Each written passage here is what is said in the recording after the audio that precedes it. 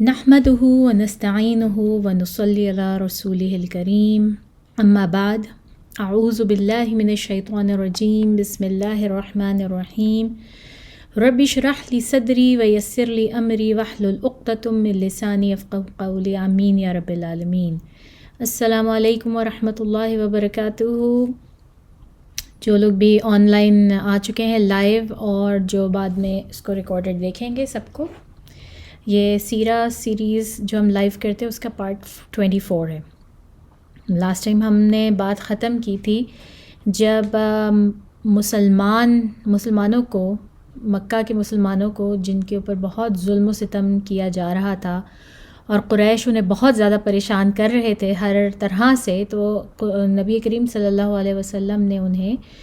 مکہ سے ہجرت کر جانے کا حکم دیا ابسینیا کی طرف۔ ابسینیا جس کو کہ حبشہ کہا جاتا تھا اس وقت، اور اب آج کل کے دور میں اس کو ایتھوپیا کہا جاتا ہے۔ ایتھوپیا کا جو ملک ہے افریقہ میں، وہاں پر ان کو ہجرت کرنے کے لیے نبی کریم صلی اللہ علیہ وسلم نے حکم دیا۔ اور میں نے اپنی پچھلی ویڈیو جو ریکارڈڈ لگائی ہے اس میں نے میپس بھی لگائے ہیں، اس میں نے آپ کو وہ روٹ بھی دکھایا ہے کہ دیکھیں کتنے پیرلل ہیں حبشہ اور جو مکہ اور یا جدہ کی جو پورٹ تھی، وہ اتنی ایک دوسرے کے قریب تھی کہ یہ بہت ہی جو ہے وہ ان کے لیے ایک اچھا آپشن تھا۔ یہ ہجرت سے 5 سال پہلے کا واقعہ ہے اور بعثت نبوی سے، یعنی رسول صلی اللہ علیہ وسلم کے اوپر پہلی وحی آنے سے جو ہے وہ ایگزیکٹلی 5 سال کا واقعہ ہے، 5 سال بعد کا، کہ رجب کے مہینے میں ایسا ہوا کہ ان 15 مسلمانوں کو رخصت کر کے رسول صلی اللہ علیہ وسلم اس کے بعد ایک روز اپنا روٹین میں خانہ کعبہ گئے۔ انہوں نے جا کے وہاں پر جو ہے وہ تلاوت کی اور وہ کلام پاک پڑھا کرتے تھے، اور وہ تنہا خانہ کعبہ میں جا کے نماز پڑھتے تھے، کیونکہ قریش کی ساری پرسیکیوشن سے اور ان کی اتنی زیادہ ایذا رسانیاں تھیں کہ ان کی وجہ سے جو ہے نا کسی بھی اور شخص کی ہمت نہیں پڑتی تھی، اور رسول صلی اللہ علیہ وسلم کسی کو کہتے بھی نہیں تھے، کیونکہ ظاہر ہے ہر ایک کی اپنی زندگی کا معاملہ تھا۔ وہاں پہ جتنے لوگ ان کے ساتھ تھے وہ بہت کمزور اور بہت غلام قسم کے لوگ تھے، اور جو تھوڑے سے کھاتے پیتے تھے، جیسے کہ عثمان غنی رضی اللہ تعالیٰ عنہ، عبد الرحمن بن عوف اور مصعب بن عمیر، زبیر بن عوام، یہ سب کے سب مائیگریٹ کر چکے تھے ابسینیا کی طرف۔ لیکن ابھی انہیں 2 ہی مہینے گزرے تھے مائیگریٹ کیے ہوئے کہ اسی طرح رسول صلی اللہ علیہ وسلم خانہ کعبہ میں نماز پڑھ رہے تھے، اور انہوں نے نماز کے دوران جو ہے وہ سورہ نجم کی تلاوت کی۔ اور سورہ نجم اتنی خوبصورت سورہ ہے، اتنی خوبصورت سورہ ہے، اور یہ پوری کی پوری ایک ساتھ غالباً نازل ہوئی۔ رسول صلی اللہ علیہ وسلم نے اس کی تلاوت کی اور اس کے آخر میں سجدہ کیا۔ آخر میں جو سورہ نجم کی آیت ہے اس میں سجدہ آتا ہے۔ تو نہ صرف یہ کہ رسول صلی اللہ علیہ وسلم سجدے میں گر پڑے، مگر ارد گرد سننے والے جتنے بھی مسلمان، نان مسلم، جو کوئی بھی تھا، قریش کے لوگ بھی، یہ سب کے سب بھی سجدے میں گر پڑے ان کو جو ہے نا وہ رسول صلی اللہ علیہ وسلم کو دیکھ کے۔ اس تلاوت کی اتنی زیادہ تاثیر تھی یا کیا تھا کہ ان سب نے سجدہ کیا سوائے ایک شخص کے۔ وہ شخص یا تو امیہ بن خلف تھا یا پھر ولید ابن مغیرہ تھا۔ وہ بہت موٹا تھا اور سجدے میں نہیں جا سکتا تھا، تو اس نے زمین سے مٹی اٹھائی اور اپنے ماتھے پہ مل لی اور کہا میرے لیے یہی کافی ہے۔ لیکن بہرحال ایسا کوئی بھی شخص نہیں تھا مسلم، نان مسلم، جو کہ اس دوران سجدے میں نہ گرا ہو۔ اب کہنے کو تو یہ ایک بہت عام سی نارمل سی بات ہے، لیکن اس کا جو مسئلہ ہے، مطلب اس کو اتنا کنٹروورشل بنا دیا گیا کہ اس کو سیٹینک ورسز کے نام سے جو ہے نا وہ آگے ولیم موئرز کی ایک کتاب ہے جو اس نے پہلی انگلش میں لکھی تھی، پوری کی پوری سیرہ، اس میں اس نے اس واقعے کو جو ہے وہ سیٹینک ورسز کا نام دے دیا۔ اور کیوں دے دیا یہ ہم سب کے لیے جاننا ضروری کیوں ہے؟ کیونکہ اس میں قصور نہ مسلمانوں کا ہی ہے۔ مسلمانوں نے یہ بالکل مطلب سمپل اس طرح کا واقعہ، اور یہ جو ہماری جو سب سے بڑی حدیث کی کتاب ہے صحیح بخاری جو ہے، اس میں اسی طرح سے آتا ہے کہ بس رسول صلی اللہ علیہ وسلم نے سورہ نجم کی تلاوت کی اور تلاوت کے آخر میں سجدہ کیا، اور وہ سجدے ان کے پیچھے ان کو پتہ بھی نہیں تھا، لیکن تمام مکہ نے جس نے سنا، ہر شخص نے، مسلم غیر مسلم نے سجدہ کیا ان کے پیچھے۔ کیوں کیا یہ سجدہ؟ کیا کیوں؟ اس کی جو تفصیلات ہیں نا، اس کو اتنا توڑا مڑوڑا گیا کہ کئی نریٹرز نے اس کو ڈفرینٹ طرح سے اس کے ورژنز بنا لیے کہ یہ ہوا اور یہ ہوا اور یہ ہوا۔ میں آپ کو 3 میجر ورژنز بتاؤں گی جو کہ ہماری مسلم اسکالرس کے تھرو ہی کتابوں میں پائے جاتے ہیں، لیکن یہ ورژن جو ہے کسی بھی جو بہت اوتھینٹک اور پرانی کتابیں ہیں، جیسے کہ ابن اسحاق ہے، ابن ہشام ہے، ابن کثیر ہے، اور جو پرانی کتابیں ہیں ان میں نہیں ملتے ہمیں، یہ والے ورژنز ہمیں ان میں نہیں ملتے ہیں۔ اور یہ بہت جو ٹرشری بکس ہیں جو بعد میں آئی ہیں سیرہ کی کتابیں، اس میں نریٹ کیے جاتے ہیں۔ لیکن اس کے باوجود کچھ علماء ایسے ہیں اور اتنے بڑے پائے کے علماء ہیں کہ انہوں نے ان کو نریٹ کیا ہے اور ان سے اتفاق کیا ہے، جس کی وجہ سے ان کو اگنور بھی نہیں کیا جا سکتا۔ اور ہمیں جاننا ضروری کیوں ہے؟ ہمیں جاننا ضروری اس لیے کہ اسپیشلی ہم جیسے مسلمان جو غیر مسلم ملکوں میں رہتے ہیں، جہاں پہ میجر ریلیجن جو ہے وہ اسلام نہیں ہے، ان کے لیے جو ہے یہ جاننا اس لیے ضروری ہے کہ ان کو چاہتے نہ چاہتے ہوئے ان چیزوں کا سامنا کرنا پڑتا ہے۔ ان کے سامنے کوئی ایسا لرنڈ قسم کا نان مسلم آ جاتا ہے جو ان کو سیرہ میں کچھ پوائنٹس ایسے ہیں کہ جن کے اوپر رکھ کے مسلمانوں کو ذلیل کرنے کی کوشش کی جاتی ہے اور بتانے کی کوشش کی جاتی ہے کہ آپ غلط ہیں، اور آپ کیوں غلط ہیں، اور آپ کے نبی صلی اللہ علیہ وسلم کیوں غلط تھے، اور آپ کو مسلمان کیوں نہیں ہونا چاہیے، اور آپ کو اپنا مذہب چینج کر لینا چاہیے۔ تو حالانکہ مسلمان ڈیلیبریٹلی ایفرٹ نہیں کرتے کسی کو بھی کنورٹ کرنے کی، کیونکہ ہمارے مذہب میں ہے ہی نہیں۔ ہمارے مذہب میں تو صاف ہے، لا اکراہ فی الدین، دین پر کسی کے اوپر بھی جبر نہیں ہے، دین کے معاملے میں کسی پر جبر نہیں ہے۔ آپ ڈیلیبریٹ کسی کو جو ہے نا وہ زبردستی پکڑ کے کسی کو دین میں داخل کرنے کی کوشش نہیں کر سکتے، لیکن دوسرے مذاہب میں ایسا نہیں ہے۔ دوسرے مذاہب میں ایسا کیا جاتا ہے، اسپیشلی کرسچنز جو ہیں وہ بہت پکڑ کے کرتے ہیں۔ ان کی جو چرچز ہیں وہاں پہ باقاعدہ پڑھایا جاتا ہے، اسلام پڑھایا جاتا ہے، اور پڑھانے کا مقصد یہ ہوتا ہے کہ جب وہ کسی مسلمان کے ساتھ ان کا بحث و مباحثہ ہو تو ان کے پاس ایسے پوائنٹس ہوں کہ وہ جس پہ مسلمانوں کو ایک طرح سے مناظرہ کریں تو ان کو پچھاڑ دیں، اور مسلمان اس کا جواب نہ دے سکیں، اور اس کے بعد وہ خود اپنے مذہب کے بارے میں شک میں مبتلا ہو جائیں، اور پھر وہ یہ کہیں کہ ہاں یہ بات تو ہے سوچنے کی، ہم نے تو یہ بات کبھی سنی نہیں، کبھی پڑھی نہیں، کبھی دیکھی نہیں، تو یہ بندہ صحیح کہہ رہا ہے، ان کا مذہب تو زیادہ آسان ہے اور زیادہ اس طرح ہے، تو ہم کیوں نہ اور بہت سارے مسلمان ایسے ہیں جو کہ ہوتے ہیں اٹریکٹ، بہت سارے مسلمان ایسے ہیں جن کے نزدیک اپنا ہی ریلیجن جو ہے نا وہ اس قابل نہیں ہے کہ وہ اس کے اوپر ٹائم سپینڈ کریں، یا ان کو سمجھ میں ہی نہیں آتی، ان کو کئی چیزیں جو سمجھ میں ہی نہیں آتی، اور کئی چیزیں ایسی ہیں جس سے وہ اتنے پریشان ہو جاتے ہیں کہ بہت لوگ اسلام چھوڑ بھی دیتے ہیں۔ میں ابھی جو ہے وہ ایک واقعہ سن رہی تھی نعمان علی خان کا، اور وہ خود بتا رہے تھے کہ ان کے پاس ایک خاتون آئی جس نے عربی میں ان سے بات کرنی شروع کی، اور انہوں نے سلام کیا تو اس خاتون نے کہا کہ مجھے سلام مت کرے، میں مسلمان نہیں ہوں، اب میں مسلمان نہیں ہوں۔ تو نعمان علی خان نے کہا کہ یہ مطلب اب آپ مسلمان نہیں ہیں، کیوں؟ تو اس نے کہا میں قرآن کی حافظہ تھی۔ تو نعمان علی خان اور بھی وہ پریشان ہو گئے کہ حافظہ ہونے کے باوجود آپ جو ہے وہ کہہ رہی ہیں کہ اب آپ مسلمان نہیں ہیں، تو ایسا کیسے ہو گیا؟ تو اس نے کہا کہ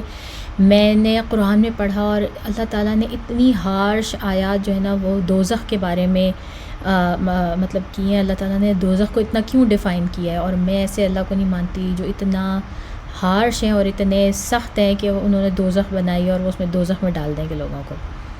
تو نعمان علی خان نے کچھ نہیں کہا، اور آخر بس انہوں نے ایک بات کہہ کے ختم کی، ٹھیک ہے تو ٹھیک ہے، پھر اللہ کرے کہ آپ دوزخ میں جائیں۔ تو وہ عورت ایک دم اوفینڈڈ ہو گئی کہ یہ کیا بات ہے، مطلب مجھے دوزخ میں جانے کی بد دعا کیوں دے رہے ہو؟ تو نعمان علی خان کہتے ہیں ان کو کہ آپ تو مسلمان نہیں رہی، جس کا مطلب ہے کہ آپ کو نہیں بلیو کہ اللہ تعالیٰ نے دوزخ یا جو ہے وہ جنت بنائی ہے، تو آپ کو کیا مطلب اس سے پھر آپ کو فرق ہی نہیں پڑنا چاہیے کہ میں جو ہے وہ آپ کو کیا بد دعا دے رہا ہوں۔ اگر میں آپ میں سے کسی سے کہوں کہ اللہ کرے کہ ایک بہت بڑا ڈریگن آئے اور آپ کو کھا جائے، تو اس بد دعا کا کوئی معنی ہے؟ تو اس سے آپ کو کوئی فرق پڑنا چاہیے؟ نہیں پڑنا چاہیے، اس لیے کیونکہ وہ ایگزسٹ ہی نہیں کرتا. جو چیز ایگزسٹ نہیں کرتی میری نظر میں مجھے اس کی بد دعا کی کیا فکر ہے.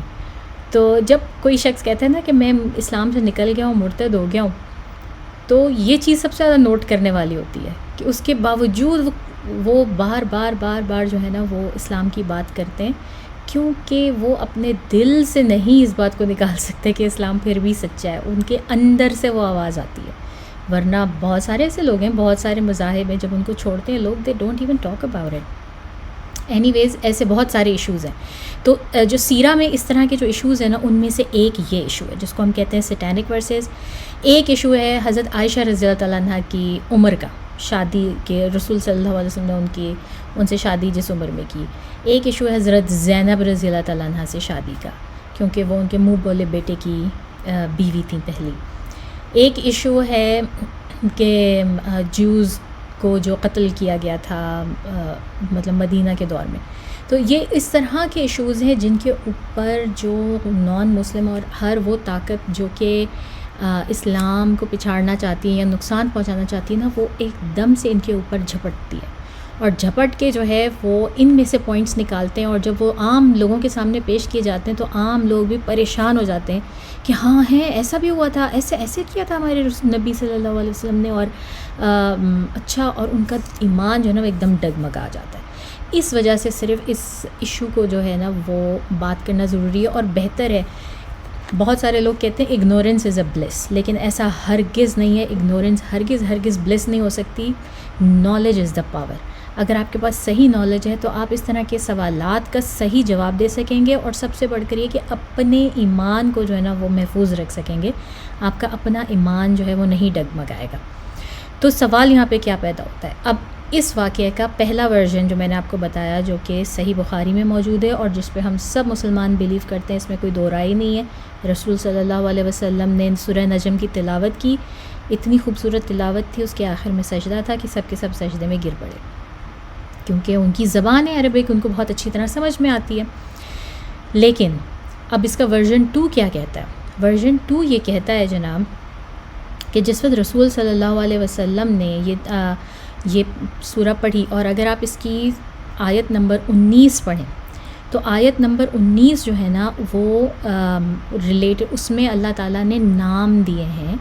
قریش کے جو بت تھے، جو انہوں نے خانہ کعبہ میں رکھے ہوئے تھے، لات، منات اور عزا، ان کے نام دیے ہیں. افرأیتم اللات بالعزا ومنات الثالثۃ الاخری الکم الذکر والانثی. تو یہ والی جو آیات جس وقت رسول صلی اللہ علیہ وسلم پڑھ رہے تھے تو اس میں جو ہے نا کہا جاتا ہے کہ جناب ایسا ہوا کہ جو قریش تھے نا انہوں نے انہوں نے جو ہے نا آیات سنی، اور یا یہ کہہ لیں کہ اس کے بعد 2 آیات اور ایڈڈ تھیں جو تھیں تلک الغرانیق الاولی وَإِنَّ شَفَاعَتَنَا هُنَا لَتُرْتَجَى. یہ 2 آیات جو ہے نا یہ ان آیات کے بعد ایڈڈ تھیں. اور اس آیت کا مطلب کیا ہے؟ اس آیت کا مطلب یہ ہے کہ یہ جو بت ہیں یا یہ جو آئیڈلز ہیں یا یہ جو خدا ہیں، یہ اللہ کے بہت ہی مائٹی پیلیکنز ہیں. غرانیق کہتے ہیں کہ ایسے پرندے کو جس کی گردن بڑی اونچی ہوتی ہے، بڑی لمبی ہوتی ہے. اور یہ جو ہے نا وہ پیلیکن آپ کہہ لیں، یا 2-3 ڈفرینٹ طرح کے جو ہے وہ اس کو کہا جاتا ہے کہ پرندے جن کی گردنیں بڑی لمبی ہوتی ہیں، کہ یہ بت جو ہیں یہ وہ غرانیق ہیں، یہ وہ پرندے ہیں جو تمہاری دعا لے کر جاتے ہیں اور تمہارے بہاف کے اوپر جو ہے وہ اللہ تعالیٰ سے ریکویسٹ کرتے ہیں، دعا کرتے ہیں تمہارے بہاف پہ. تو یہ ان آیات کا مطلب تھا. لیکن ہم یہ آیات قرآن میں نہیں پڑھتے اور یہ نہیں موجود وہاں پر. تو ورژن 2 ہمیں جو ہے نا وہ یہ کہتا ہے کہ یہ آیات تھیں وہاں پہ جو کہ بعد میں ایبروگیٹ ہو گئیں، اور ان آیات کی وجہ سے قریش نے جو ہے وہ سجدہ کیا، کیونکہ وہ یہ سمجھے کہ رسول صلی اللہ علیہ وسلم نے ان کی بات بھی مان لی ہے، کہ ان کے جو خدا تھے ان کو بھی ایکسیپٹ کر لیا ہے. تو اس وجہ سے جو ہے وہ سب کے سب سجدے میں گر پڑے. اب یہ چیز جو ہے نا، اب مسلم کسی بھی کتاب میں یا سیرہ میں کہیں پر بھی اس چیز کو سیٹینک ورسز نہیں کہا جاتا. سیٹینک ورسز کا لفظ پہلی دفعہ جو ہے نا سر ولیم موئر کی کتاب میں آیا، اور انہوں نے اس کو کہا. اس کو کیوں انہوں نے سیٹینک ورسز کہا یہ بھی ہم آپ کو بتاتے ہیں. مسلمانوں کی کتب میں اس کو کہا جاتا ہے قصۃ الغرانیق، کیونکہ یہ جو دوسری آیت میں نے پڑھی اس کے اندر یہ لفظ غرانیق موجود ہے، اور غرانیق میں نے ابھی آپ کو بتایا جیسے کہ ان پرندوں کو کہا جاتا ہے جن کی گردنیں بہت لمبی ہوں، تو قصۃ الغرانیق اس کو کہا جاتا ہے. تو انہوں نے سب لوگوں نے یہ سمجھا کہ رسول صلی اللہ علیہ وسلم نے بادل نخواستہ کمپرومائز کر لیا اس بات کے اوپر، اور انہوں نے کسی طرح سے کہ کسی طرح قریش مان جائے، انہوں نے قریش کی ایک بات ماننے پر رضامندی ظاہر کر دی، اور اس لیے یہ والی آیات بیچ میں ایڈ ہو گئیں. اور اس کے بعد یہ ایک ٹیکٹک تھی رسول صلی اللہ علیہ وسلم کی کہ جس کی بعد جو ہے سب لوگوں نے جو ہے وہ سجدہ کر لیا. اور جب مسلمانوں کو اس بات کا بیک لیش آیا اور سب کچھ آیا، تو انہوں نے کہا کہ نہیں، یہ تو شیطان نے بیچ میں ایڈ کر دی، میں نے نہیں ایڈ کی، یہ تو شیطان نے بیچ میں ایڈ کر دی. تو یہ مطلب ایک ورژن ہے اس کا کہ وہ لوگ انہوں نے یہ کہانی بنائی. اچھا، اب تیسرا ورژن جو ہے اس کا، پہلا ورژن ہو گیا کہ بس سمپل آیات پڑھی گئیں، سجدہ ہوا، سب نے سجدہ کیا. دوسرا ورژن ہو گیا کہ اس میں 2 آیات ایڈڈ تھیں، آیات 19-20 کے بعد جو ہے 2 مزید آیات ایڈڈ تھیں جو کہ اب نہیں ہیں، جو کہ شیطان نے شاید ایڈ کر دی. اب جو تیسرا ورژن ہے وہ سب سے برا ورژن ہے، اس لیے کہ بادل نخواستہ اس میں لوگوں کو اس میں یہ تاثر دیا جاتا ہے کہ رسول صلی اللہ علیہ وسلم خدا نخواستہ جبرائیل امین اور شیطان میں فرق ہی نہیں کر پا رہے کہ شیطان نے کیا بولا اور جبریل نے کیا بولا، اور انہوں نے جو سنا انہوں نے وہ آگے ڈیلیور کر دیا، اور شیطان نے جو ہے نا بیسکلی اچک لی ان کی وحی، اور اس کے بیچ میں 2 آیات ایڈ کر دیں جس کی وجہ سے قریش کو یہ لگا، اور اس کی وجہ سے انہوں نے سجدہ کیا. اب یہ کیوں تھوڑا سا مسئلہ ہے، اس میں کافی سارے مسئلے ہیں. اگر ہم جانتے ہوں تمام انبیاء کرام کی ہسٹری جانیں، اور ہم دیکھیں کہ اللہ تعالیٰ نے انبیاء کو کس فطرت پہ پیدا کیا ہے اور کس طرح سے ہے، یا وحی کا کیا سارا سسٹم ہے، جو میں نے بہت ڈیٹیل میں آئی تھنک اپنی پہلی، دوسری، تیسری ویڈیوز میں ڈسکس کیا کہ اللہ تعالیٰ نے وحی کو پروٹیکٹ کس طرح کیا، تو یہ بہت حد تک اس سے جو ہے بالکل الٹ جاتا ہے. لیکن اس کو اتنا زیادہ اس چیز کو جو ہے نا وہ غیر مسلم سے انہوں نے اچھالا اور مسلمانوں نے اچھالا، کیونکہ یہ ورژن آپ کو لیٹر آن ٹرشری بکس میں جو بعد میں بہت زیادہ آتی ہیں اس میں ملتے ہیں یہ والے ورژنز، اور کیونکہ یہ کتابوں میں ملتے ہیں اس لیے ان کا ذکر کرنا ضروری ہے. کیونکہ ہم نہیں، ہماری کوئی نسل یا کوئی نہ کوئی ہم میں سے جا کے شاید ان کتابوں کو پڑھے جن میں یہ والے ورژنز موجود ہیں، تو اس کے لیے تو وہی ورژن صحیح ہوگا جو وہ پڑھ رہا ہوگا. اگر آپ کو نہیں پتہ ان سارے ورژنز کا، اور آپ کو نہیں پتہ کہ صحیح کیا ہے اور غلط کیا ہے، تو آپ کے لیے بہت ہی آسان ہے اس چیز پہ بلیو کرنا جو پہلی دفعہ آپ کے سامنے آ جائے.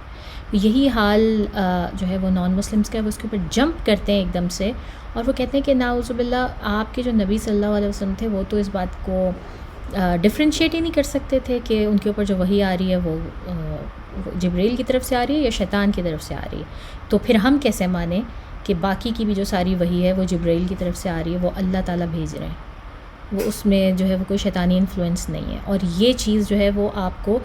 بار بار سننے کو ملے گی کہ خدا نخواستہ ہمارے نبی صلی اللہ علیہ وسلم جو ہیں وہ انڈر سیٹنک انفلوئنس تھے، اور ان کو مطلب ڈیول ورشپر بھی کہا جاتا ہے چرچز میں، اور ان کو یہ بھی کہا جاتا ہے کہ جی یہ ڈیول ان کو ڈکٹیٹ کرتا تھا اس طرح. یہ وہ ریزن ہے، یہاں سے وہ ریزن نکلتا ہے. تو اب ہم یہ دیکھتے ہیں، اور پھر آج کی صدی میں جو سب سے بڑا مسئلہ ہوا ہے اس کو لے کے، وہ بھی یہ سلمان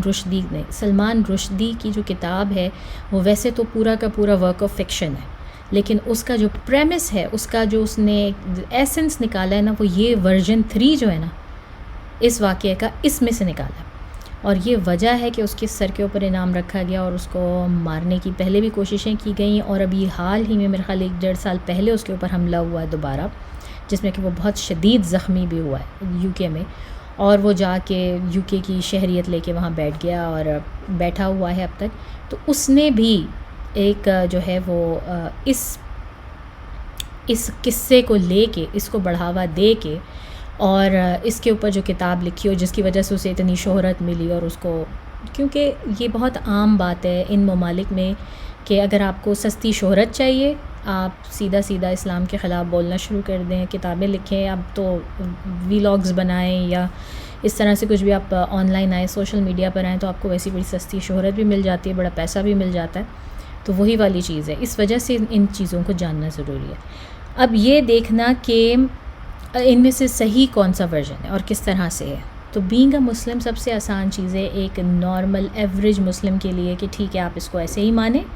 جیسے کہ واقعہ ہے اور جیسا کہ صحیح بخاری کا ورژن ہے، آپ اس کو ایسے ہی مانیں.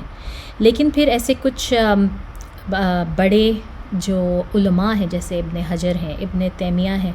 یہ کہتے ہیں کہ ورژن 2 کو بھی مانا جا سکتا ہے، اس میں کوئی مذائقہ نہیں ہے. اور وہ اس کی بہت اچھی ایکسپلینیشن دیتے ہیں آپ کو. وہ اس کی ایکسپلینیشن آپ کو یہ دیتے ہیں کہ دیکھیں ٹھیک ہے اس کے یہ ایسی کہانی ہے کہ جس کے اوپر لوگ جمپ اپ کرتے ہیں غیر مسلم اور اس کو استعمال کرتے ہیں مسلمانوں کو ڈیفیم کرنے کے لیے، رسول صلی اللہ علیہ وسلم کو ڈیفیم کرنے کے لیے، اور اس کو مطلب وہ بنیاد بناتے ہیں اس چیز کی کہ رسول صلی اللہ علیہ وسلم خدا نخواستہ ڈیول ورشپر تھے یا ان کو شیطان آ کے جو ہے وہ مطلب وسوسے ڈالتا تھا تو اس سے انہوں نے قرآن بنا لیا. لیکن اگر ہم یہ دیکھیں تو اس میں کچھ بھی حرج نہیں ہے، کیونکہ اللہ تعالیٰ نے بارہا قرآن میں یہ ذکر بھی کیا ہے، سورہ بقرہ کی بھی آیات ہیں کہ کئی دفعہ ایسا ہوتا ہے کہ ہم کوئی آیات نازل کرتے ہیں اور پھر ہم اس کو ایبروگیٹ کر دیتے ہیں، اس کو بالکل ختم کر دیتے ہیں یا اس کو بدل دیتے ہیں کسی نئی آیت سے جو کہ اس سے بہتر ہوتی ہے یا اس جیسی ہوتی ہے، اور وہ ہم نے مسلمانوں کے سینوں سے بھی بھلا دیتے ہیں، مٹا دیتے ہیں. یعنی کہ اللہ تعالیٰ اس کو پھر اس طرح سے کرتے تھے جس وقت قرآن نازل ہو رہا تھا کہ آیات نازل ہوتی تھیں اور ان کو اللہ تعالیٰ جو ہے وہ مسلمان یاد بھی کر لیتے تھے، رسول صلی اللہ علیہ وسلم ریسائٹ بھی کرتے تھے اور اس کے بعد ان کو بھلا دیا جاتا تھا، نکال دیا جاتا تھا قرآن سے اور ان کو چینج کر دیا جاتا تھا. بہت ساری اس طرح کی آیات ہیں جو کہ وقتاً فوقتاً جس کا ہم پہلے بھی ذکر بھی کر چکے ہیں اور آتی رہیں گی جیسے جیسے تو بتاتے رہیں گے. تو ممکن ہے کہ یہ ایسی چیز ہو، ممکن ہے کہ یہ اس طرح سے ہو. تو رسول صلی اللہ علیہ وسلم کے اوپر کیونکہ صرف سمعنا و اطعنا کا تھا کہ وہ سنتے تھے اور وہ بس اس کی اطاعت کرتے تھے، پہنچا دیتے تھے، نہ وہ اس میں کمی کرتے تھے نہ وہ زیادتی کرتے تھے. تو یہ کسی بھی طرح سے جو ہے نا ان کی ثابت نہیں کرتی کہ ان کی لیک آف کنوکشن تھی یا ان کی طرف سے کوئی کمی تھی. اس میں کسی بھی طرح سے یہ ثابت نہیں ہوتا اس چیز سے، کیونکہ اللہ تعالیٰ نے اس میں کیا ہی نہیں. اور جو لنگوسٹس ہیں جو کہ زبان کو بہتر سمجھتے ہیں، وہ صرف اور صرف زبان کو دیکھ کر جو اس کا جس طرح سے وہ لکھی گئی ہیں یا ان آیات کا آرڈر ہے یا جو کچھ بھی ہے، وہ اس کو دیکھ کر یہ اندازہ لگاتے ہیں کہ یہ آیات ہیں ہی نہیں قرآن، کہ اللہ تعالیٰ کا جو ایک اسلوب ہے، قرآن کا جو ایک اسلوب ہے جس کے تحت وہ ساری آیات آئی ہیں، بالکل اس سے میچ نہیں کرتی. یہ 2 آیات جو ہیں تلک القرانی قل اولا و ان شفاعتہن لا ترتجا، یہ بالکل بھی اس پہ جاتی نہیں، اس پہ مجھ سے میچ نہیں کرتی میننگ وائز بھی اور جس طرح سے بھی یہ لکھی ہوئی ہیں. تو یہ اس طرح ہیں ہی نہیں. اور پھر وہ یہ کہتے ہیں کہ جتنے بھی نبی ہوتے ہیں، جتنے بھی نبی اور رسول ہیں، یہ ایک بالکل جسے کہتے ہیں نا اسلام میں ایک سیٹ ایک نوشن ہے کہ تمام انبیاء اور رسول جتنے بھی ہیں وہ سب کے سب معصوم ہیں.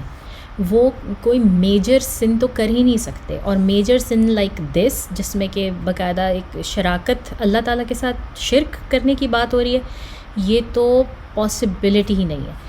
ہاں انبیاء سے جو ہے وہ یہ ججمنٹل ایرر ضرور ہو سکتا ہے، مطلب ان کی سمجھ بوجھ کا تھوڑا سا مسئلہ ہو سکتا ہے. فار ایگزامپل بدر کے موقع کے اوپر جب پی او ڈبلیوز جو ان کے وار کے جو پرزنرز آئے تھے ان کے پاس، جو غلام بنے تھے جنگ کے دوران، ان کا معاملہ تھا، تو رسول صلی اللہ علیہ وسلم نے ان کو معاف کرنا مناسب سمجھا، جبکہ اللہ تعالیٰ نے اس کی بڑی تردید کی اور بڑے سخت الفاظ میں جو ہے کہا کہ نہیں ان سب کو مارنا تھا. ان سب کا جو ہے نا وہ خون بہانا تھا، اور رسول صلی اللہ علیہ وسلم نے ان کو معاف فرمایا، اور یہ ان کا ججمنٹ تھا. حالانکہ وہ ججمنٹ دے سکتے ہیں لیکن اس ججمنٹ میں ایرر ہو سکتا ہے. وہ کبھی جان بوجھ کے جو ہے وہ گناہ نہیں کرتے، اور کبھی کوئی کبیرہ گناہ کی تو سوال ہی پیدا نہیں ہوتا. ہاں غلطیاں ان سے ہوتی ہیں، جس طرح حضرت آدم علیہ السلام انہوں نے درخت کا پھل کھایا جس سے منع کیا اللہ تعالیٰ نے، لیکن کبھی بھی کوئی رسول جو ہے وہ اپنی غلطی پر اٹل نہیں رہتے. وہ اس سے فوراً معافی مانگتے ہیں اور ان کو معاف کیا جاتا ہے، اور وہ اس سے فوراً ہٹ جاتے ہیں. وہ دوبارہ کبھی اس چیز پر نہیں آتے جس چیز کی انہوں نے غلطی کی ہو. تو ممکن ہے کہ اگر یہ کوئی ایسا ایرر تھا تو اللہ تعالیٰ نے ان کو معاف فرما دیا ہو، اور جینوئن اس طرح کی مسٹیک ہو، یا یہ بھی پاسبل ہے کہ اللہ تعالیٰ نے خود سے جو ہے وہ بیچ میں واقعی ڈالا ہو اور اس کے بعد جو ہے وہ اس طرح کر دیا ہو. تو عروہ بن زبیر جو ہے نا وہ یہ کہتے ہیں کہ آیت نمبر 20 کے بعد شیطان نے بولا، یہ والی 2 آیات جو ہیں جو قرآن میں شامل نہیں ہیں، اور یہ آیات صرف مشرکوں کو سنائی دی گئیں اور مومنوں کو نہیں سنائی دی. اور اس طرح سے جو ہے نا کہ کیونکہ ان کا مطلب یہ تھا کہ یہ مورتیاں اللہ کی زبردست غرانیق ہیں، اور ان کی بھی جو داد رسائی ہے وہ سنی جاتی ہے، تمہارے بہاف پر جو ہے وہ سنی جاتی ہے. تو یہ ایک حدیث بھی ہمیں ملتی ہے، مگر یہ بہت ہی ویک حدیث ہے، اور اس کے بیچ کے جو لنکس ہیں وہ ٹوٹے ہوئے ہیں. اس وجہ سے یہ حدیث جو ہے وہ کسی آپ کو صحیح کتاب میں نہیں ملے گی. اچھا، اب یہ ہے کہ پھر ایک چیز اور بھی آتی ہے کہ جس کی وجہ سے جو ہے نا وہ یہ جو کچھ اسکالرز ہیں نا وہ کہتے ہیں کہ نہیں ورژن 2 بھی ٹھیک ہے، ورژن 3 بھی ٹھیک ہے. تو وہ کہتے ہیں اگر آپ سورہ حج کی آیت نمبر 52 پڑھیں، سورہ حج کی آیت نمبر 52 جو ہے اس میں اللہ تعالیٰ کہتا ہے، اور ہم نے آپ سے پہلے ایسا کوئی نبی نہیں بھیجا کہ مگر جب وہ کوئی آرزو کرتا یا تمنا کرتا تو شیطان اس میں وسوسہ ڈال دیتا. تو جو وسوسہ شیطان ڈالتا ہے اللہ اس کو دور کر دیتا ہے، پھر خدا اپنی آیتوں کو مضبوط کر دیتا ہے، اور خدا علم و حکمت والا ہے. پھر اس کی 53 آیت ہے سورہ حج کی، غرض جو وسوسہ شیطان ڈالتا ہے اس کو ان لوگوں کے لیے جن کے دل میں بیماری ہے اور جن کے دل سخت ہیں اس کے ذریعے آزمائش میں ٹھہرائے، بے شک ظالم پرلے درجے کے مخالف ہیں. تو یہ جب یہ والی سورہ حج کی آیت نازل ہوئی اور علماء نے یہ آیت پڑھی تو انہوں نے کہا کہ نہیں یہ ورژن بھی ٹھیک ہے، کہ شاید واقعی ایسا ہوا تھا کہ وہ آیت ایڈ ہوئی تھیں اور اس کے بعد ان کو ایبروگیٹ کیا گیا، کیونکہ اللہ تعالیٰ آگے ہی قرآن میں جو ہے وہ سورہ حج میں اس کی اس طرح سے وضاحت بیان کر رہے ہیں کہ بعض اوقات شیطان وسوسہ ڈالنے کی کوشش کرتا ہے. اور یہاں پر تمنا کا لفظ ہوا. تمنا کو ویسے ہم جانتے ہیں کہ اپنی آرزو، وشفل تھنکنگ، لیکن تمنا کا ایک مطلب جو ہے نا وہ قرات بھی ہے، قرات اور قرآن بھی ہے. تو اس وجہ سے اسکالرز جو ہیں وہ سورہ حج کی ان 52 اور 53 جو آیت ہے اس کو کہتے ہیں کہ وہ اس مسئلے سے ریلیٹڈ ہے. سورہ نجم کی ان آیت کے جواب میں یا اس کے جواب میں جو ہے نا وہ اللہ تعالیٰ فرماتے ہیں، اس لیے یہ پاسبل بھی ہے، یہ ورژن ایسا ہو بھی سکتا ہے. اور پھر اس میں ایک چیز یہ بھی ہے کہ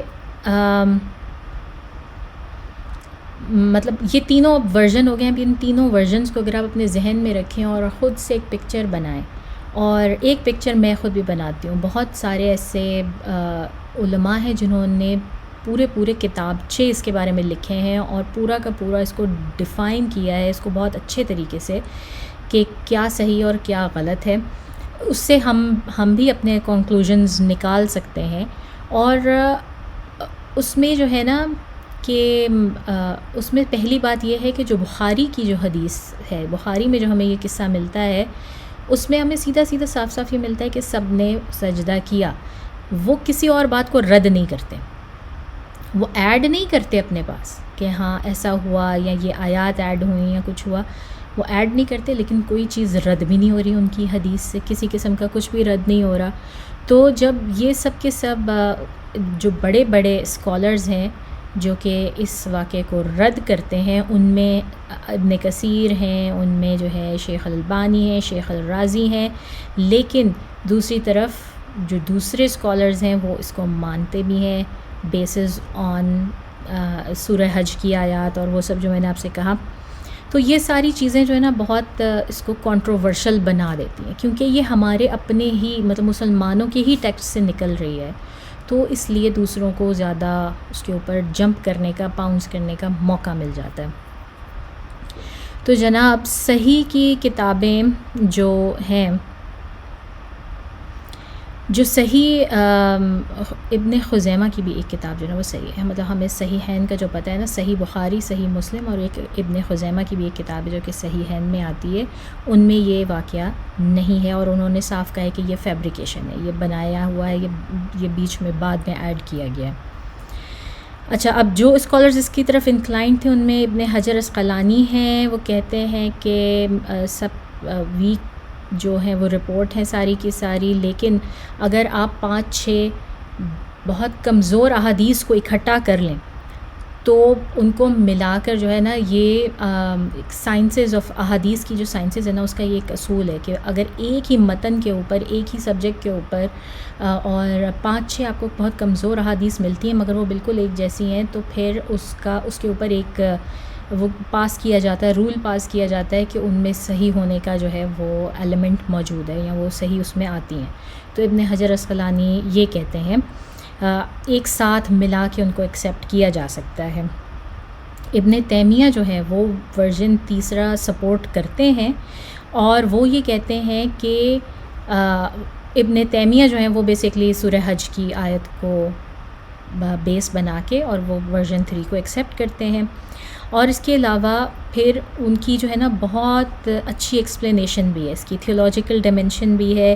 کہ آپ ورژنس کو چاہے ایکسیپٹ کر لیں اور جس طرح بھی کر لیں کہ وحی کے ساتھ کسی قسم کا کھلواڑ نہیں ہو سکتا. اللہ تعالیٰ نے اس کو خود سے پریزرو کیا ہے، تو اور شیطان نے ہمیشہ کوشش کی ہے اس وحی کو کرپٹ کرنے کی. تو یہ اللہ تعالیٰ نے ایک طرح سے دکھایا ہے کہ شیطان نے ٹھیک ہے کرپٹ کرنے کی کوشش کی، مگر اللہ تعالیٰ نے اس کو پھر بھی پریزرو کر لیا. ایسا نہیں ہوا کہ وہ کرپٹ ہوا. ہم تک اللہ تعالیٰ کے ہی صحیح الفاظ پہنچے، ہم تک شیطان کا کوئی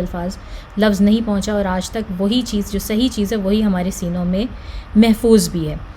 تو سب سے بڑی بات یہ ہے. اور دوسری چیز یہ کہ رسول صلی اللہ علیہ وسلم جو ہیں، جیسے کہ ہم نے بات کی کہ انبیاء معصوم ہوتے ہیں، اور رسول صلی اللہ علیہ وسلم کے بارے میں تو تمام انبیاء کے بارے میں، صرف رسول صلی اللہ علیہ وسلم کے بارے میں نہیں، کہ ایک تو وہ معصوم ہوتے ہیں، اور دوسرا وہ جھوٹ نہیں بولتے، مطلب ایٹ اینی لیول وہ جھوٹ بول ہی نہیں سکتے. تو اگر ایسا کچھ ہوا تو ایسا ہو نہیں سکتا تھا کہ رسول صلی اللہ علیہ وسلم اس کو چھپاتے یا اس کے بارے میں دوبارہ کبھی بات ہی نہ کرتے، اس کے بارے میں کوئی بات ہی نہ ہوتی. اور اس کی مثال آپ کس طرح سے لیں کہ حضرت عائشہ رضی اللہ تعالیٰ عنہ کی جو ہے وہ یہ حدیث ہے کہ قرآن میں اللہ تعالیٰ نے رسول صلی اللہ علیہ وسلم کا جو نکاح ہے، ان کی شادی جو ہے حضرت زینب سے کر دی. حضرت زینب ان کے منہ بولے بیٹے زید بن حارثہ کی بیوی تھیں. ان میں آپس میں جو ہے وہ بہت ناچاکی تھی، اور زید بن حارثہ ان کو طلاق دینا چاہتے تھے، اور وہ رسول صلی اللہ علیہ وسلم کے پاس آئے اور ان سے مشورہ کیا. تو رسول صلی اللہ علیہ وسلم نے ان کو منع فرمایا اور کہا کہ کوشش کرو نباہ کرنے کی. اور اس چیز کا ذکر اللہ تعالیٰ نے قرآن میں کیا، اور قرآن میں سورہ احزاب میں کیا، اور قرآن میں ان کو کہا کہ آپ اے نبی لوگوں سے ڈرتے تھے، اور آپ کے دل میں جو بات پوشیدہ تھی وہ آپ نہیں بتانا چاہتے تھے، جبکہ ڈرنے کا حق صرف اللہ سے تھا. تو حضرت عائشہ کہتی ہیں کہ اس کے بعد اللہ تعالیٰ نے قرآن میں سورہ احزاب میں ہی آیات نازل کی کہ جب زید رضی اللہ تعالیٰ عنہ طلاق دے کے فارغ ہو گئے زینب رضی اللہ تعالیٰ عنہ سے، تو ہم نے آپ کا نکاح اے نبی صلی اللہ علیہ وسلم زینب سے کر دیا. اور یہ ایسا نکاح تھا کہ جس کی کوئی ایجاب و قبول جسے کہتے ہیں نا، پراپر نکاح کی جو سیریمنی ہوتی ہے وہ نہیں ہوئی تھی رسول صلی اللہ علیہ وسلم کی. صرف رسول صلی اللہ علیہ وسلم اپنے حجرے سے اٹھے تھے اور سیدھا زینب رضی اللہ تعالیٰ عنہ کے حجرے میں گئے تھے. کیونکہ قرآن میں ان کا جو ہے نا وہ نکاح کے بول اللہ تعالیٰ نے ایڈ کیے تھے، تو اس وجہ سے ان کے اس نکاح کی ضرورت نہیں تھی. تو دوسرا یہ واقعہ ہے جو کہ جس کے اوپر جتنے بھی جو نان مسلمز ہیں نا وہ ایک دم سے پاؤنس کرتے ہیں منہ بولے بیٹے کی وائف سے شادی کر لی انہوں نے. تو یہ بھی ایک واقعہ. تو حضرت عائشہ رضی اللہ تعالیٰ عنہ کہتی ہیں کہ رسول صلی اللہ علیہ وسلم نے اگر کچھ چھپانا ہوتا نا قرآن میں سے, کچھ حذف کرنا ہوتا, ان کے پاس کوئی چانس ہوتا کہ وہ کوئی چیز چھپا لیتے جس سے کہ وہ بہت زیادہ امبیرس ہوتے, تو وہ یہ واقعہ تھا حضرت زینب رضی اللہ تعالیٰ عنہ سے شادی کا, کہ وہ کسی طرح وہ چھپا لیتے. لیکن انہوں نے وہ بھی نہیں چھپایا, انہوں نے ہر چیز اوپنلی جو ہے نا مسلمانوں کو بتائی. اور آپ حیران ہوں گے جب آپ قرآن پڑھیں گے کہ جگہ جگہ اللہ تعالیٰ نے بڑے سخت الفاظ میں رسول صلی اللہ علیہ وسلم کو جس طرح ڈانٹ رہے ہیں نا, اتنے سخت الفاظ ہیں کہ وہ بھی آتے ہیں. اور رسول صلی اللہ علیہ وسلم نے ہم تک وہ سب پہنچائے ہیں جو اللہ تعالیٰ ان کو بھی کہہ رہے ہیں, اور ان کے ذریعے ہی ہمیں رسول صلی اللہ علیہ وسلم کے ذریعے ہی ملا ہے پورا کا پورا قرآن. تو اگر رسول صلی اللہ علیہ وسلم کے دل میں ذرا بھی کچھ ہوتا اور انہوں نے کوئی چیز بدلنی ہوتی, کوئی چیز چھپانی ہوتی, تو پھر وہ یہ واقعات کیوں چھپاتے, کیوں ان کو جو ہے وہ اوپنلی نہ بتا دیتے. تو ایسی چیزیں ہیں. اور میں آپ کو بتاؤں اس حساب سے جب میں نے پہلی نئی یہ بتانی شروع کی سیرہ, تو میرے ابو ابھی اس وقت نئے جو ہے نا وہ دین کی طرف آ رہے تھے, اور انہوں نے قرآن کا ترجمہ پڑھنا شروع کیا تھا, اور ان سے اس متعلق بات ہوئی کہ جو ہے نا وہ اس طرح سے اللہ تعالیٰ ان سے کوئی بات ہوئی. بہرحال میں نے ان کو بتایا کہ اللہ تعالیٰ رسول صلی اللہ علیہ وسلم کو بھی اس آیت میں اس طرح سے قرآن میں ڈانٹ دیتے ہیں. تو ابو اتنا حیران ہوئے ہیں, ایسے کیسے ہو سکتا ہے, ایسے نہیں ہو سکتا, مجھے دکھاؤ. پھر ان کو نکال کے دکھائی, ان کو بتایا کہ یہ دیکھیں یہ آیات ہیں جہاں پر اللہ تعالیٰ نے ڈانٹا ہوا ہے رسول صلی اللہ علیہ وسلم کو, اور اتنے سخت الفاظ میں کہ آپ سوچیں. یعنی کہ یہاں تک کہ کہا ہوا ہے کہ اگر اے رسول, اے نبی, اگر آپ ایسا کرتے تو ہم آپ کا داہنا ہاتھ پکڑ کے آپ کی شاہ رگ کاٹ دیتے, اور پھر ہم دیکھتے کہ کون آپ کا مددگار ہوتا ہے. اس طرح سے الفاظ ہیں. تو یہ ایک بہت بڑی دلیل ہے کہ وہی پروٹیکٹڈ ہے. اگر ایسا کوئی واقعہ ہوا بھی تو اللہ تعالیٰ نے اس کو پروٹیکٹ کیا. اگر رسول صلی اللہ علیہ وسلم نے کچھ کہا بھی تو انہوں نے اپنی طرف سے کبھی کچھ نہیں کہا, انہوں نے وہی کہا جو اللہ تعالیٰ نے ان کو کہا. اور یہ اس بات کی ہرگز دلیل نہیں ہے کہ ان کے پیغام پہنچانے میں کمی تھی, یا ان کی ذات میں کوئی کمی تھی, یا وہ ڈفرینشیٹ نہیں کر سکتے تھے. اس بات کی دلیل ہے کہ وہ کمپلیٹلی اللہ تعالیٰ کی بات سنتے تھے اور پہنچاتے تھے, اس میں کوئی کمی بیشی کچھ نہیں کرتے تھے. یہ اللہ کا کام تھا اس کو پروٹیکٹ کرنا, اور اللہ تعالیٰ پروٹیکٹ کر رہے ہیں آج تک. اس میں کوئی کمی نہیں آئی, کسی قسم کی بھی کمی نہیں آئی. تو یہ ساری چیزیں ہیں جن کی وجہ سے امید ہے کہ آپ کو تھوڑا سا اندازہ ہوا ہوگا کہ اس واقعے کی اہمیت کیا ہے. ایک مجھے ورژن جو ہے نا وہ امام غزالی کا ملا, جو کہ بہت اچھا لگا اور میرے دل سے بہت قریب تھا. اور انہوں نے کہا کہ رسول صلی اللہ علیہ وسلم کا جو ورژن جو ہمیں معلوم ہے, جو صحیح بخاری سے ہمیں ملتا ہے, جو پہلا ورژن ہے, that is the most authentic version, کیونکہ یہ کفار کے لیے بہت ہی آسان ہے کسی واقعے کو ٹویسٹ کر کے, اگر ان سے کوئی مسٹیک ہو گئی اس کے اوپر تو وہ اس کو ٹویسٹ کر کے اس کی کہانی اس طرح کی بنا دیتے ہیں کہ لگے کہ جی کیونکہ جو یہ ایسا تھا ہی تو اس لیے ہم نے ایسے کیا. اور اس کی وہ اگزامپل کس طرح سے دیتے ہیں کہ ایک رائٹر ہیں,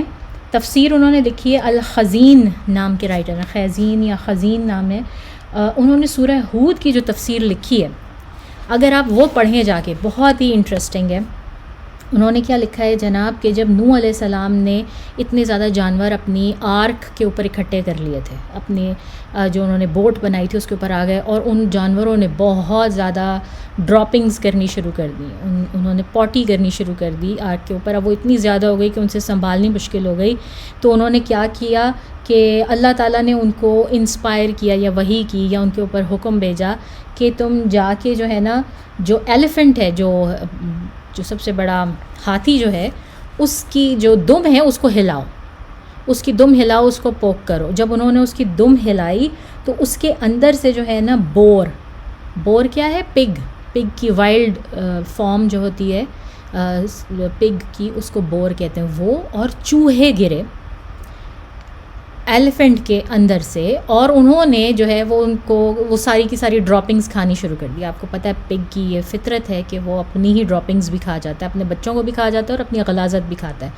تو پگ نے اور وہ ان ریٹس نے وہ ساری کی ساری غلاظت جو ہے وہ کھانی شروع کر دی. اب جب یہ دونوں بہت زیادہ ہو گئے ان کے شپ کے اوپر اور ان کو سنبھالنا مشکل ہو گیا, تو اللہ تعالیٰ نے انہیں حکم دیا کہ جو لائن تھا ان کی شپ کے اوپر, جو شیر تھا, جا کے اس کی جو ہے نا وہ سر پہ یا یہاں ماتھے پہ جو ہے مارو کچھ. تو انہوں نے جا کے مارا تو ناک میں سے ان کے ٹام کیٹ اور شی کیٹ نکلے, جو کہ بلوں کی نسل میں سے بڑے بڑے جو بلے ہوتے ہیں, اور انہوں نے جو ہے ان سارے کیا کہتے ہیں بورز, وائلڈ بورز کو اور یہ ساری کی ساری جو ریٹس تھے ان کو کھا لیا. تو یہ انہوں نے تفسیر دی ہوئی ہے, یہ ایک مسلمان عالم ہی گزرے ہیں, یہ ان کی تفسیر ہے. تو امام غزالی کہتے ہیں کہ جب آپ اس طرح کی تفاسیر پڑھتے ہیں اور لوگوں نے اس طرح کی تفاسیر کی ہوئی ہیں, تو پھر کیا بعید ہے کہ انہوں نے اس چیز کو بھی جو ہے نا وہ اسی طرح سے ایگزیجریٹ کر کے پیش کر دیا. اور یہ بھی بہت حد تک پاسبل ہے کہ اس وقت کے جو مشرکین تھے, کیونکہ انہوں نے سجدہ کر لیا تھا اور وہ گلٹی ہو گئے تھے اس بات کے کہ انہوں نے مان لیا ہے کہ محمد صلی اللہ علیہ وسلم کا دین صحیح ہے, تو اس کے بعد جب وہ اپنے ایک طرح سے ہوش میں واپس آئے اور ان کو ایکسپلینیشن دینی پڑی کہ ہم نے کیوں سجدہ کیا, تو انہوں نے کہا وہ ہم نے اس لیے کیا تھا کیونکہ ہم یہ سمجھے کہ انہوں نے جو ہے وہ یہ آیات پڑھی, انہوں نے یہ کہا. اب کہا نہیں کہا انہوں نے اپنی طرف سے بنا لی, یا انہوں نے واقعی سنی کہ شیطان نے اونچی آواز میں بول دیا, کچھ نہیں پتہ, کیونکہ کسی صحیح اوتھینٹک جو ہے وہ نریشن سے ہمیں پورا واقعہ نہیں ملتا. تو بہت حد تک جو ہے نا یہ بات پاسبل ہے, اور یہ کام کرتے آئے ہیں لوگ, ہمیشہ سے کرتے رہیں گے کہ جب وہ کسی چیز پہ گلٹی ہوتے ہیں اور ان کو کنفرنٹ کیا جاتا ہے, تو اس کے لیے فوراً ایک ایسی اسٹوری بنا کے لے آتے ہیں جو کہ بلیویبل ہو اور جو کہ ان کو اس چیز کے لیے وہ ثابت کرے کہ نہیں جی ہم تو پھر بھی ہیں ایسے ہی, ہم ایکسکیوز دے دیتے ہیں جب وہ اپنے اوپر اشیم ہوتے ہیں نا. تو مجھے یہ ایکسپلینیشن امام غزالی کی بہت پسند آئی اور میں اس سے بڑا اتفاق کرتی ہوں. میرے نزدیک یہ بالکل بھی پرابلمیٹک نہیں ہے کہ ایسا ہوا. اگر ایسا ہوا بھی تو اللہ تعالیٰ نے اللہ تعالیٰ کا وعدہ ہے, اللہ تعالیٰ نے قرآن کو پروٹیکٹ کرنا ہے, وحی کو پروٹیکٹ کرنا ہے, اور اللہ تعالیٰ نے کیا. اور نہیں ہوا تو ویل اینڈ گڈ, مجھے اس بات میں بھی کوئی شک نہیں ہے کہ مشرکین یہ کام کرتے ہیں بہت زیادہ, کہ جیسے ہی وہ اپنے آپ کو شیم فیل کرنے لگتے ہیں. ابھی بھی نہیں ہم دیکھ رہے کیا کیا کچھ ہو رہا ہے غزہ میں, کس نام پہ ہو رہا ہے, اپنے سیلف ڈیفنس کے نام پر ہو رہا ہے نا, جس کی کوئی دلیل نہیں ہے سیلف ڈیفنس کی. یہ بالکل وہی ہے, یہ سیلف ڈیفنس میں انہوں نے آ کے اپنی ایک کہانی بنا دی کہ جی وہ شیطان نے بیچ میں بولا تھا, یا رسول صلی اللہ علیہ وسلم نے کمپرومائز کر لیا تھا ان کے خداؤں کے اوپر, اس وجہ سے انہوں نے سجدہ کیا. اینی ویز یہ کہانی یہاں پہ ختم ہوتی ہے. مجھے پتہ نہیں میں اس کے ساتھ کتنا انصاف کر پائی ہوں یا نہیں, اتنا جتنا میں خود سمجھ سکتی ہوں اتنا میں سمجھا سکی ہوں یا نہیں, مجھے لکھ کر بتائیے گا. لیکن جیسا کہ میں نے آپ کو کہا کہ آج کے دور میں اس طرح کے جو کنٹروورشل ٹاپکس ہیں ان کو سمجھنا اکیڈیمکلی بہت ضروری ہے ہمارے لیے, کیونکہ کبھی بھی ہمارے سامنے آ سکتے ہیں اور ہمیں اس وقت جو ہے اس وقت اس کی ضرورت ہوگی, اور اس وقت ہمیں ایسا نہیں ہونا کہ ایمان ڈگمگا جائے یا ہم یہ کہیں کہ اچھا مجھے تو پتہ ہی نہیں اس بارے میں, اچھا یا میں پتہ کر کے آتی ہوں, یا پتہ نہیں کیا ہوگا, یا ایسا کیسے ہو سکتا ہے, اللہ تعالیٰ ایسا کیسے ہو سکتا ہے, مجھے تو یقین ہی نہیں آ رہا, میرا ایمان خراب نہیں ہونا چاہیے ان چیزوں کی وجہ سے. تو یہ ٹاپک ہمارا سیٹینک ورسز کا یہاں ختم ہوا. اب ہم سیرہ کو کنٹینیو کرتے ہیں. تو سیرہ میں ہم کہاں تھے کہ یہ واقعہ ہوا اور یہ خبر جو ہے ایگزیجریٹڈ ریومر کہہ لیں آپ, یہ حبشہ پہنچ گئی ان مسلمانوں کے پاس, کیونکہ اپیرنٹلی اس وقت مکہ میں کوئی حبشی کوئی بندہ جو ہے وہ آیا ہوا تھا وہاں پر تجارت کرنے کے لیے, کیونکہ ان کے تجارتی تعلقات تھے وہاں پہ, اور انہوں نے جا کے واپس مسلمانوں کو خبر دی کہ تمہارے پیچھے تو پورا قریش مسلمان ہو گیا, انہوں نے تو محمد صلی اللہ علیہ وسلم کے پیچھے سجدہ کر لیا, وہ تو نماز پڑھ رہے تھے. اور یہ خبر سن کے جو مسلمان تھے حبشہ میں وہ اتنے خوش ہو گئے, اور اتنا انہوں نے اس چیز کو کہا ارے اب تو ہمارا کوئی ریزن ہی نہیں ہے یہاں حبشہ میں رہنے کا, چلو واپس چلیں. ان سب نے واپس رخت سفر باندھا اور 2 مہینے کے اندر وہ واپس مکہ آنے کے لیے تیار ہو گئے.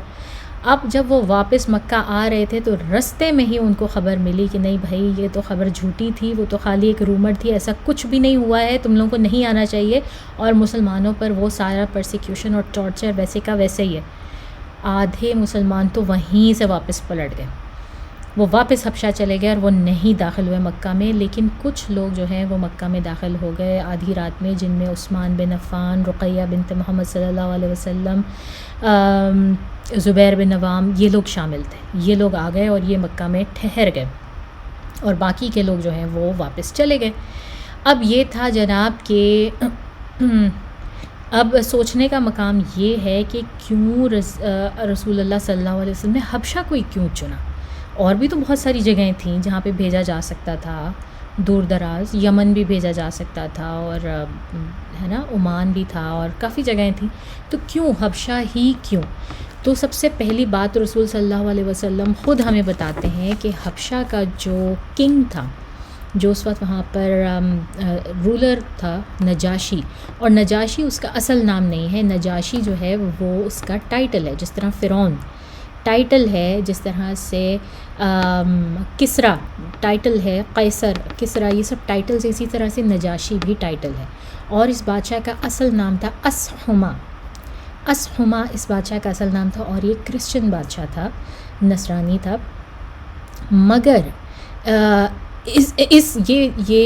کی جو کرسچینٹی تھی وہ کرسچینٹی نہیں تھی جس کو کہ ہم پولین کرسچینٹی کے نام سے جانتے ہیں آج. ٹھیک ہے، وہ تھوڑا سا میں آپ کو ایکسپلین کروں گی، بہت زیادہ ٹائم نہیں رہا. لیکن یہ بادشاہ جو تھا، اس کے بارے میں رسول صلی اللہ علیہ وسلم نے کہا کہ یہ بہت عادل بادشاہ ہے، بہت جسٹ ہے، بہت صحیح طریقے سے حکومت کرنے والا ہے،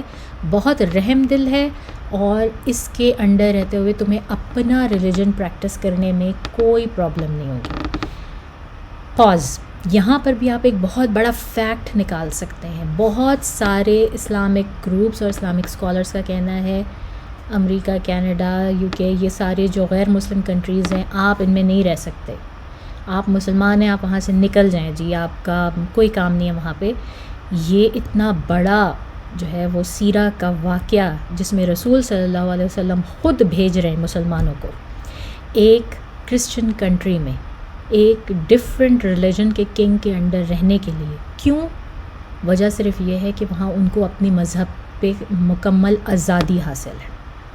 تو ایز لانگ ایز آپ کے اوپر گورنمنٹ کی طرف سے پرسیکیوشن نہیں ہے، آپ خود جا کے وہاں پہ کوئی تختہ پلٹنے کی کوشش نہیں کر رہے، آپ خود جا کے جو ہے نا وہ زبردستی اپنے آپ کو گھسیڑنے کی کوشش نہیں کر رہے، یا ان کے لاز کے اوپر اثر انداز نہیں ہونے کی کوشش کر رہے. ایز لانگ ایز آپ کو آزادی، آپ اپنا ریلیجن اپنی کمیونٹی میں رہتے ہوئے اپنے طریقے سے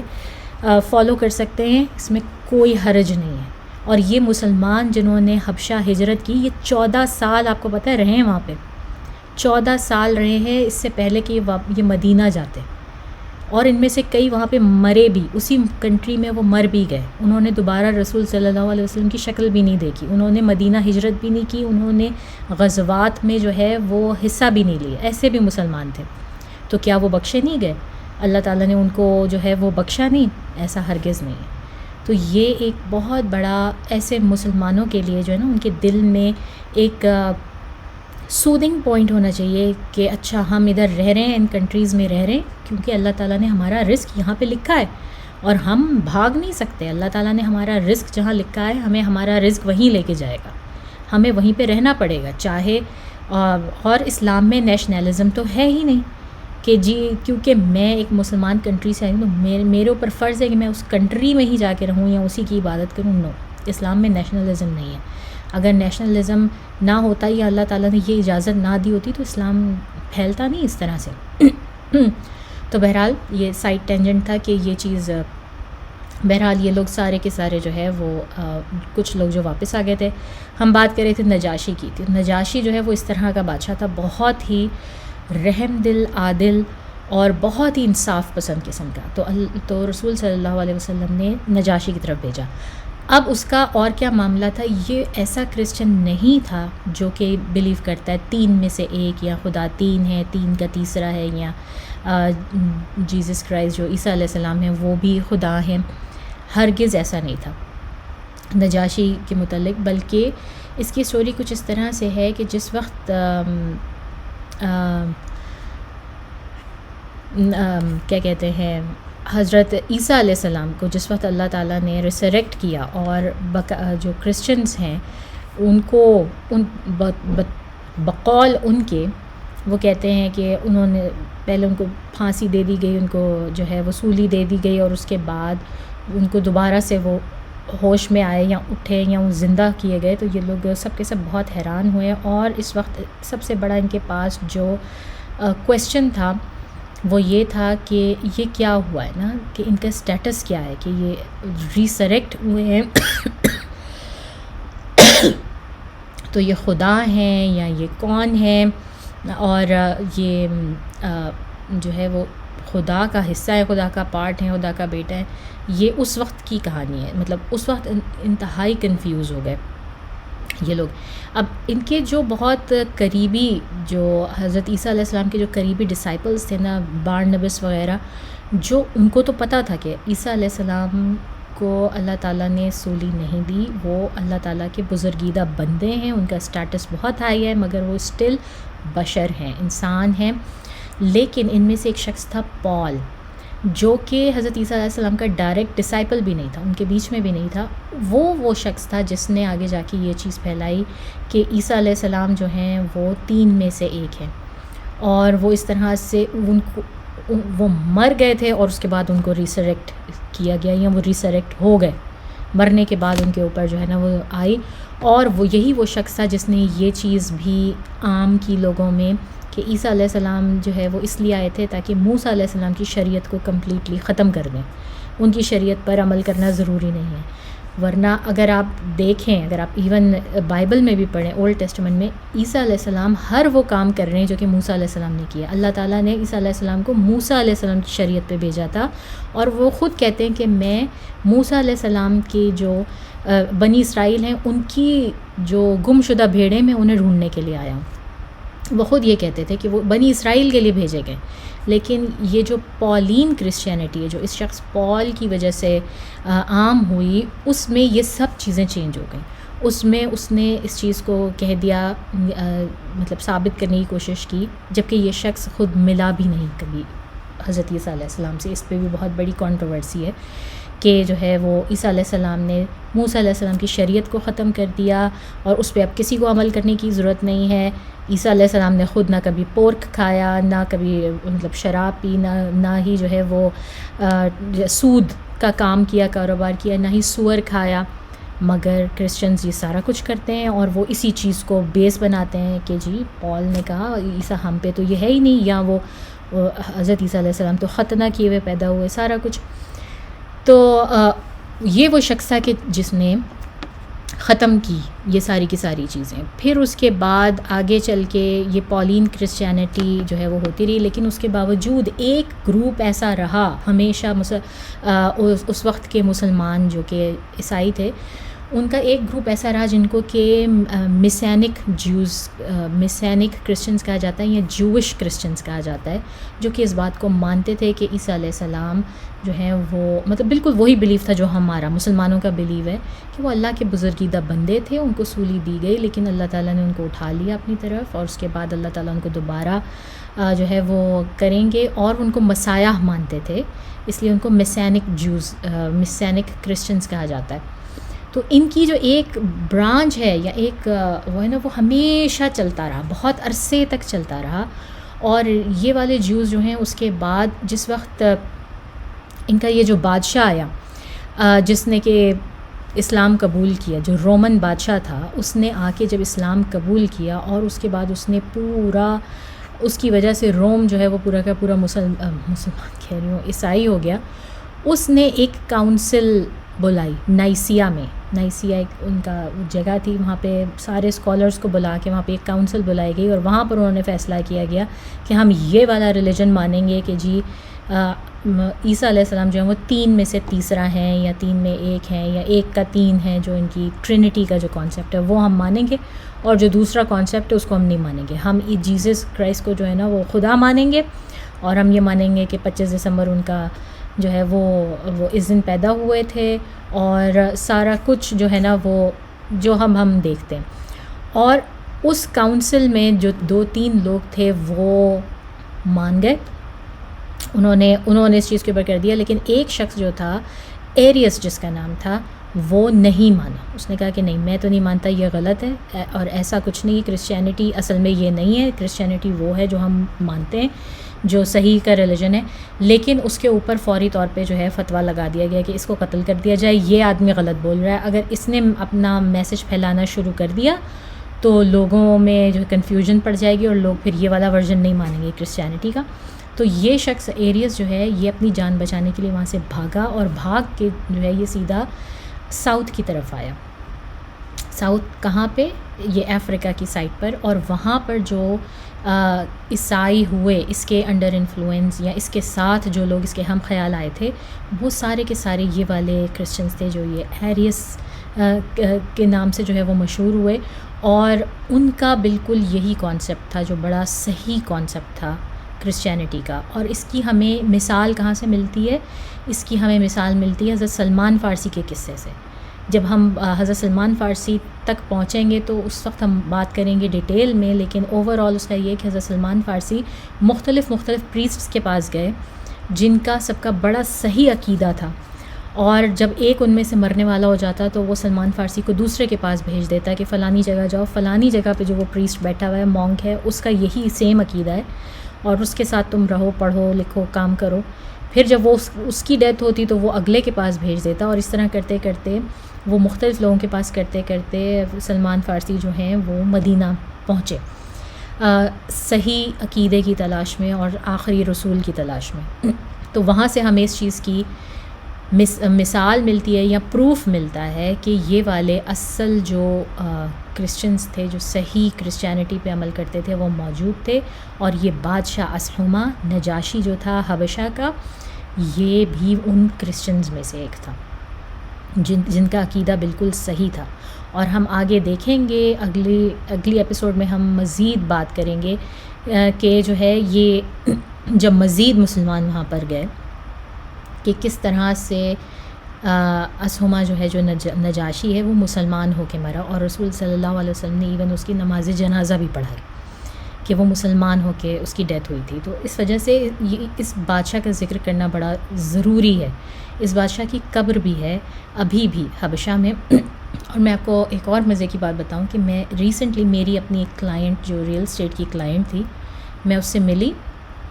اس سے میں نے بات کی تو مجھے پتہ چلا کہ وہ ایتھوپین ہے. تو میں ایک دم سے ایکسائٹیڈ ہو گئی کیونکہ میں اس لیکچر کی پریپریشن کر رہی تھی. تو میں نے اس سے کہا کہ حبشہ، یو کیم فرام حبشہ؟ تو وہ ایک دم بڑی سی آنکھیں کر کے نا مجھے دیکھنے لگی اور کہنے لگی تم جانتی ہو حبشہ کو؟ تمہیں کیسے پتا کہ اس کا نام حبشہ ہے؟ وہ مطلب سبھی جانتے ہیں ایتھوپیا ہے. تو پھر میں نے اس کو بتایا تھوڑا سا کہ مطلب ہم مسلمان تو بہت حبشہ کو اچھی طرح سے جانتے ہیں کیونکہ پہلی ہجرت ہماری وہاں کی تھی. تو کہنے لگی ہاں ہمارے لیے تو وہ مکہ ہے، حبشہ جو ہے نا وہ ہم کرسچنس کے لیے تو مکہ ہے اور ہم تو بہت بلیو کرتے ہیں اور یہ وہ. تو مجھے بڑی خوشی ہوئی، بڑی اس کی سنسیئرٹی دیکھ کے مجھے اندازہ ہوا کہ واقعی رسول صلی اللہ علیہ وسلم نے جو کرسچنس کی جو سنسیئرٹی جس کا ذکر کیا ہے نا، مجھے ایسا لگا کہ جیسے مجھے اس کا پروف مل گیا مجھے اس عورت سے بات کر کے نا. تو اینی ویز یہ چھوٹا سا سائڈ ٹینجنٹ تھا. پھر اس کے بعد یہ ہوا کہ یہ مسلمان جو واپس آئے تھے، جب انہوں نے دیکھا کہ یہ پرسیکیوشن جو قریش کی ہے اس میں تو کوئی فرق نہیں پڑا، مسلمان تو اسی طرح پٹ رہے ہیں، تو پھر انہوں نے دوبارہ سے پلان کیا واپس حبشہ جانے کا، یعنی کہ دوسری دفعہ حبشہ کی طرف اب جو ہے وہ ہجرت ہوگی. لیکن اس دفعہ وہ 15-20 مسلمان نہیں، اس دفعہ 80-82 بلکہ 83 کے قریب مسلمان ہیں جو کہ حبشہ کی طرف ہجرت کریں گے. اور یہ ایک بہت بڑی تعداد ہے. مکہ جہاں پر آپ سمجھ رہے ہیں 1000-2000 کی آبادی ہوگی، اس سے زیادہ 1000 سے زیادہ تو نہیں ہوگی، اگر اس کا 10% جا رہا ہے ہجرت کر کے تو آپ اندازہ لگائیں کہ اس کا کیا امپیکٹ ہوگا مکہ کے اوپر، اس کی اکانومی کے اوپر، ان کی ایموشنل کنڈیشن کے اوپر، اور ان کی جو پبلک ایک جو ان کا ایک پرسونا ڈیولپ ہوا ہے اس کے اوپر اس کا کیا اثر انداز ہوگا. ٹھیک ہے، تو یہ ہم بات کریں گے اب اپنی نیکسٹ ایپیسوڈ میں کہ ہم جو ہے وہ کس طرح سے حبشہ کا جو ہے وہ دوبارہ دوسری جو ہو رہی ہے ہجرت حبشہ کی طرف، اس کا کیا امپیکٹ ہوتا ہے، اس میں کتنے لوگ گئے، اور اس کے بعد ان مکہ والوں نے کیا کیا ان لوگوں کو واپس لانے کے لیے ہر حربہ استعمال کیا کہ کسی طرح ان لوگوں کے اوپر قابو پا لیں اور ان کو پکڑ کے واپس لیں، اور اس میں کیا کیا ہوا ایک تو ہم یہ پورا ڈسکس کریں گے۔ اور اب ہمارے پاس وہ کہانیاں آ رہی ہیں، یہ وہ ٹائم پیریڈ ہے کہ جس میں کہ حضرت حمزہ اسلام لاتے ہیں، حضرت عمر بن خطاب جو ہے وہ اسلام قبول کرتے ہیں۔ تو اب جو بیسکلی اسلام ہے نا وہ بڑا جسے کہتے ہیں ایک اسٹرانگ موڈ میں داخل ہونے والا ہے مکہ میں، لیکن اس سے پہلے ہم جو ہے وہ ہمیں یہ بھی بات کرنی ہے کہ رسول صلی اللہ علیہ وسلم اور مسلمانوں کا بائیکاٹ جو کیا گیا تھا اس کے بارے میں بات کریں گے، اور عام الحزن کے بارے میں بات کریں گے۔ عام الحزن جو رسول صلی اللہ علیہ وسلم کے لیے بہت ہی تکلیف کا سال تھا۔ یہ ساری چیزیں یہ آگے آ رہی ہیں اور ان کو مس نہ کیجیے گا انشاءاللہ۔ تو اب تک کے لیے اتنا ہی۔ سبحانک اللہم نشہد ان لا الہ الا انت نستغفرک و نتوب الیک۔ السلام علیکم ورحمۃ اللہ وبرکاتہ۔